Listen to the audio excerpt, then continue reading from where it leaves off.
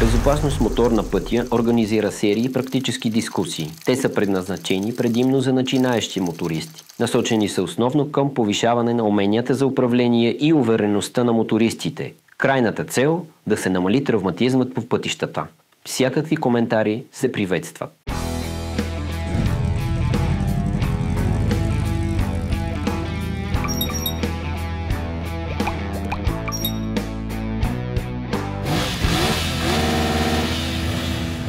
Нека да започнем с това, че е важно каква е ползата, стойката на мотора.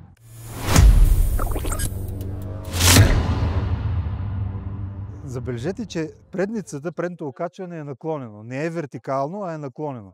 Това позволява, и това е много сериозно изобретение, може би второто най-велико след като са измислили колелото, това позволява мотора да бъде устойчив. И на място, и в движение. На място, разбира се, той се опитва да падне настрани, обаче в движение това помага той да се стабилизира. И сигурно сте гледали в YouTube много клипчета, когато някой моторист падне, мотора продължава сам да се движи. Именно заради това, че когато има тяга на задната гума, има сила, която го бута напред, мотора се стреми да се самостабилизира. И затова не трябва и да ви е страх, когато правите завой и се наклонявате. Не е страшно. Просто трябва да се прави правилно, за да няма някакви допълнителни странични ефекти. Всички сили, които влияят по време на движение, се балансират и целта е да може да ги владееме, да ги управляваме, да ги използваме, за да караме мотора да прави това, което искаме, а не да се бориме с него. И като говорим за стойката, как се сяда на мотора? Това също не го казват в курсовете. Това е първото нещо. Човек преди да тръгне трябва да седне на мотора. Обикновено, нали, вдига се десния крак и се прекрача. Ама такива като мен, дето не сме тренирали спортна гимнастика или художествена гимнастика, е трудно. И за някой пък мотора е висок. И за това има други методи. Единият е просто, и това е най-стандартното, коляното като се вдигне, сгънат крака, просто да се наведете напред и да го преметнете. Другия вариант е да се стъпи на стъпенката, да се изправите на мотора и просто да прекрачите. Ако се случи да спрете на бензиностанцията, примерно колонката от лявата страна, няма начин, освен да слезете и да се качите отдясно. Аз мисля, че е много по-удобно, защото когато тук се опитвам да се кача, мотора е наклонен и аз сега, за да се дигна кръка, трябва да отстъпя назад. Което значи, че като си го преметна тук кръка, трябва да се придвижа по някакъв начин напред, за да седна. Докато от тази страна мотора е наклонен наобратно и аз съм много по-близо до него, за да си вдигна кръка и да го прекрача. Така че и от тази страна е много удобно да се качва. Да не говорим, че тук е също валидно това с стъпенката. Качвате се, премятате. Нали, тук вече центъра на тежестта трябва да се изнесе, но метода е същия. И сега, когато човек е седнал на мотора, иска да го изправи, нали? Как става това? Обикновено натискаме с тяло. Подпираме с крака, ама когато е далеко кръка, его и на мене ми е далеко, с тялото натискаме. Запомнете го това, след малко ще стане въпрос за това как тялото помага на мотора да се наклони. Не го накланяме по този начин, като си изнасям тялото така, нали, а горната част само. И една малка подробност, ако кормилото е обърнато така, изправянето на мотора е трудно. А ако е обърнато по този начин, в обратна посока, много по-лесно се изправя. И това е именно заради наклона на предниците. И тук вече стигаме до същността на нещата. Най-добрият начин, мотора, всички двуколесни, завиват само чрез наклоняване. А наклоняването как ще стане, вече е втори въпрос. Някои казват, тия дето карат пистови мотори. Между другото, ние им казваме пистови, ама те не са точно пистови, защото моторите за писта, спортните мотори, те имат друга конструкция, специално са подготвени за тази цел. Малко по-различни са. Тия стоковите мотори, да, визията им е като на пистов мотор, но начинът им на каране не е чак толкова. Но тъй или иначе има момчета, дето казват, като се завива, трябва да се изнесе тялото, за да се премести центъра на тежестта. Което не е съвсем точно, защото мотора, когато казахме вече, че когато се движи, той се опитва да се самостабилизира и е прав. За да го изведем от равновесното му състояние, само преместването на центъра на тежестта не е достатъчно. Леко ще се отклони, ама ще се стреми да се върне. Единственият така успешен, умел, лесен начин, без да прилагаме излишни усилия, е тъй нареченото контрауправление, дето му казват. Аз му казвам обратно управление, защото контра малко ми звучи наопаки.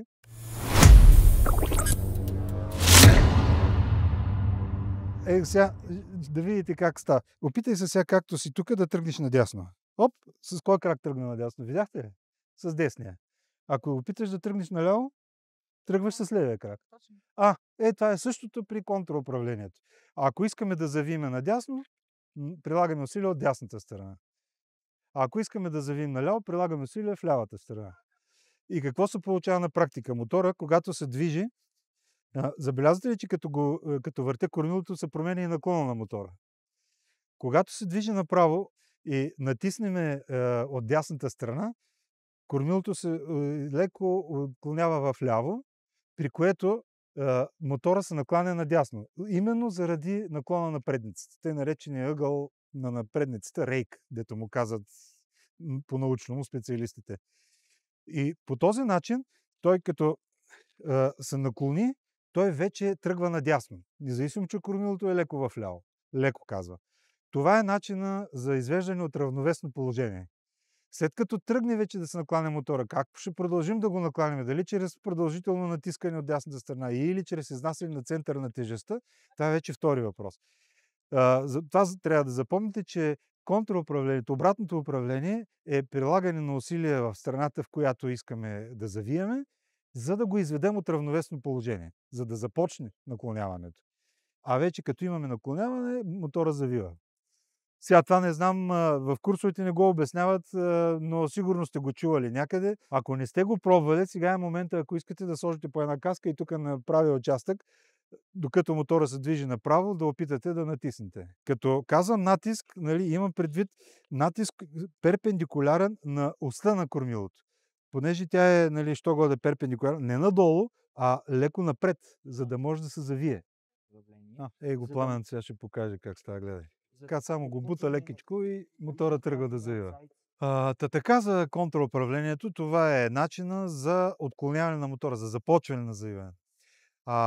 Вече самото завиване, защо когато карате, повечето хора, които са завършили курсовете, нямат опит, се притесняват и правят грешки в завоя. Защото не знаят как да наклонят мотора и как той ще се държи и от притеснение се стягат. И като се стегнат, нито мотора е свободен за да се движи, нито човека е спокоен, че може да го управлява и оттам се получават грешките. За целта сега ще коментираме какви стъпки трябва да се предприемат, какво да се направи, за да е сигурно, че мотора влиза в завоя, движи се в завоя правилно, безопасно пред това и излиза от завоя. Това са трите етапа: влизане, движение и излизане.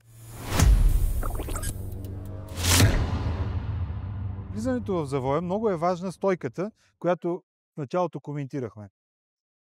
Когато сме на мотора, много е важно да имаме 3 опорни точки, минимум. А това са крака долу ходилото, като трябва добре стъпенката да бъде на възглавничките, не на петата или на средата на ходилото, а на възглавничките. Колената, двете в резервоара и естествено задника на седалката. Това са трите точки.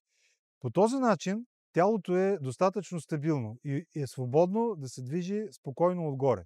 А не е нужно да се подпираме на ръце, което предизвика стягане на ръцете, на мускулатурата въобще. Първо, блокираме предницата и пречим на мотора да се движи свободно и второ, ръцете се измарят с времето много бързо. Това предизвика вече, предпоставя възможности за грешки. Човек като не може да си командва ръцете, няма как да управлява и мотора. И когато започваме движението в завой, както сме на мотора, първото нещо, което трябва да направим е главата да я обърнем в посоката на движение, примерно десен завой. Главата да се обърне. Защо? Защото очите трябва да гледат там, където моторът трябва да отиде. По този начин казваме на тялото, отиваме в тази посока. Второто нещо е тялото. Преди малко стана ясно, демонстрирахме го, че върху мотора, чрез преместване на тежестта, може да окажем влияние само чрез движение на горната част на тялото. Не е нужно да преместваме долната част. Тя си стои като опорна точка. Накланяйки я в тази посока, изместваме центъра на тежестта. И още един ефект има цялата тази работа. Когато главата е обърната и тялото, значи накланяйки, има преди леко извъртане на външното рамо в посока на завоя. Все едно гледам към огледалото на мотора. Когато съм в тази поза, аз много лесно с дясната ръка мога да натисна в посоката, в която искам да завивам. А ако обаче съм прав и само с ръце се опитвам да го правя това нещо, его колко е далеко и аз не мога да натисна достатъчно добре, защото ръката ми е опънат. А по този начин тя е сгъната и служи като пружина и много по-лесно се натиска. И това е последното нещо, което трябва да направим, за да отклоним мотора и той да започне да се движи в кривата на завоя. Значи главата, тялото и тогава вече влизайки в завоя, натискаме леко с ръчката, за да направим съответния завой. По време на движението на завой, тук забележете, че долната част на тялото не е изнасен. И не е и нужно. Значи това, дето го правят по пътищата, по завоите, момчетата с пистовите мотори, може би до голяма степен за много от тях е криво разбрано. Те го правят, защото са го видели на телевизора, там на GP състезанието. Но това се прави, когато са написани, тук отваряме една скоба, това се прави, за да може да се изнесе центъра на тежестта, ама не толкова в страни, колкото надолу. И те лягат от страни на мотора, за да изместят центъра на тежестта, за да може мотора по-лесно да завива. И не случайно тия мотори правят страшно голям наклон. Това, дето приказва, че като измести центъра на тежестта, мотора ще остане по-прав, виждаме го на телевизора, че не е така. Мотора си е наклонен. Дояко е, на пътищата няма смисъл това нещо да се прави. Да не говорим, че когато се изнесе по този начин тялото, ние вече губим една опорна точка и трябва много повече да натоварваме останалите опорни точки, което вече е някакъв вид по-майсторско каране, което не е нашата цел. Нашата цел е на пътя да се движиме спокойно, с удоволствие и да виждаме всички гледки наоколо. И най-важното да се прибереме безопасно, разбира се. Така че тялото няма нужда да се изнася. Това са трите неща, които трябва да се направят преди да се влезе в завоя. Глава, тяло и вече обратното завиване. И стигаме сега до самото упражнение. Това е кривата, в която ще го направим. Тя имитира завой от пътя, който е широк около 3 метра. Целта е на входа скоростта да е някъде около 22-3-4 км в час. За повечето мотори това е втора предавка, ама може и на първа, зависи кой какъв мотор е. Въпросът е да бъде тази и да не е по-висока. И по време на движението в завоя да се поддържа равномерна скорост. Всяко изправяне на мотора или допълнително наклоняване или отпускане на газта и подаване означава, че нещо не сме направили както трябва и коригираме. Всяка корекция означава, че нещо не е както трябва. Което в първото минаване вероятно ще е така. На второто, третото вече ще свикнете и ще видите колко лесно и бързо става. И вече на изхода на завоя, когато виждаме края на завоя и започваме да изправим мотора, леко подаваме на газ, съвсем леко, колкото да има тяга на задната гума, за да тика мотора. При това положение той мотора сам се изправя. Когато има сила върху задното колело, тя бута мотора напред, а той се стреми да се изправи точно заради наклона на предницата. Така че не трябва да се бориме с мотора и да го караме, да го натискаме нещо, да се мъчиме да го управляваме по този начин, а просто трябва да използваме силите, които на него му влияят, за да го командваме. Съвсем леко и с удоволствие. И сега упражнението е наляво и после пък надясно. Така че и двата завоя да ги оттренираме. И слагаме каските и тръгваме. Там, където е бялата стрелка долу-горе, оттам, защото не е нужно да се засилваме много. Само молбата ми е да се изчаквате предния да е достатъчно далеко, когато тръгвате, за да не се получава конфликтна ситуация. Айде да пробваме.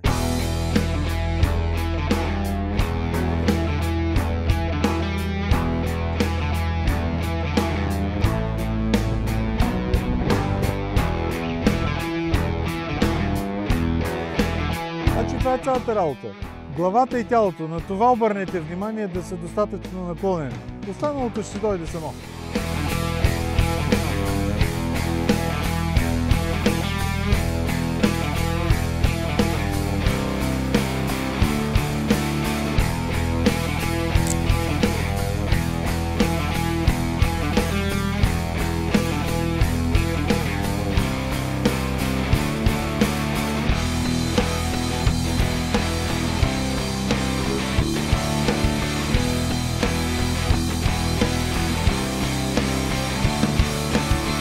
Преди влизането в завоя нормализира скоростта и в завоя да е постоянна. И с наклона на тялото и главата ще се получат нещата. Много плахо влизаш в завоя. На коя скорост го караш? И на първа, нека да е на първа. Даже на първа е по-добре, защото това предполага повече обороти и по-голяма тяга на задната гума. И за това, като влизаш в завоя, не е нужно да намаляваш излишно.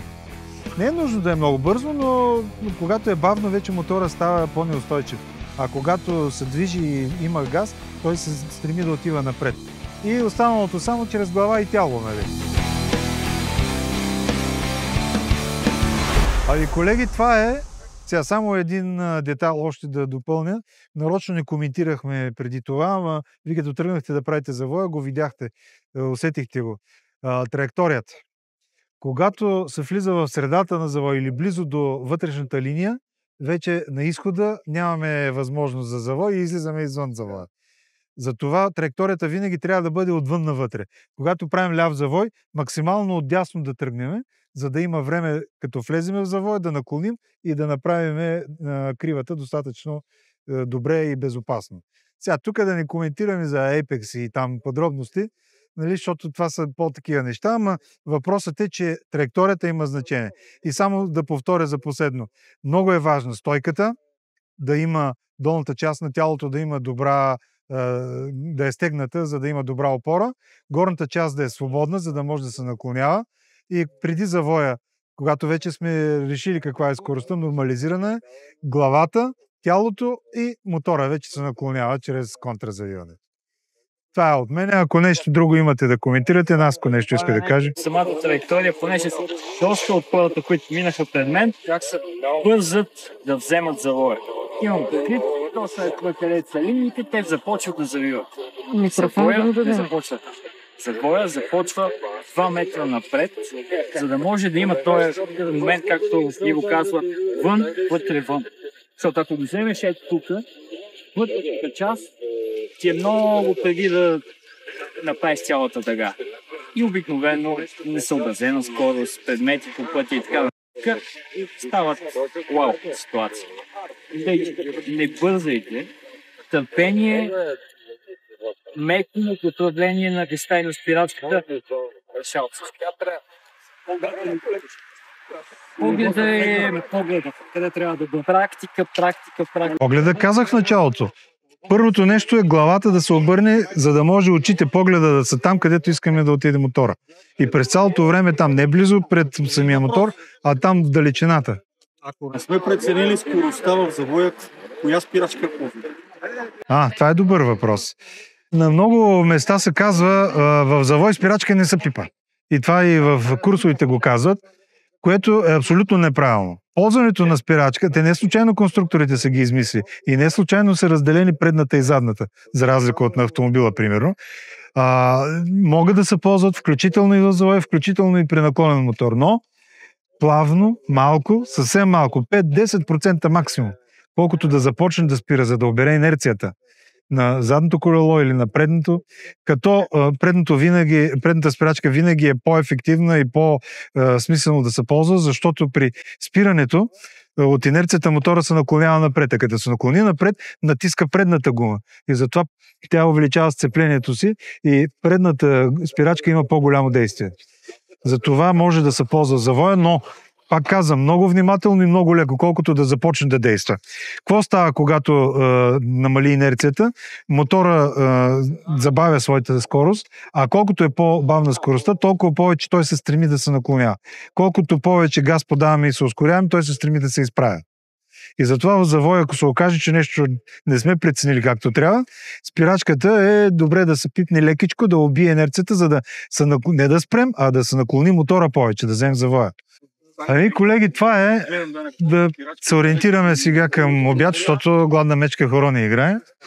Само да напомня на всички, от тук вече тръгваме, по-дълго ще се движиме, пак в колона, шахматно, всеки да пази предния и да има разстояние за реакция.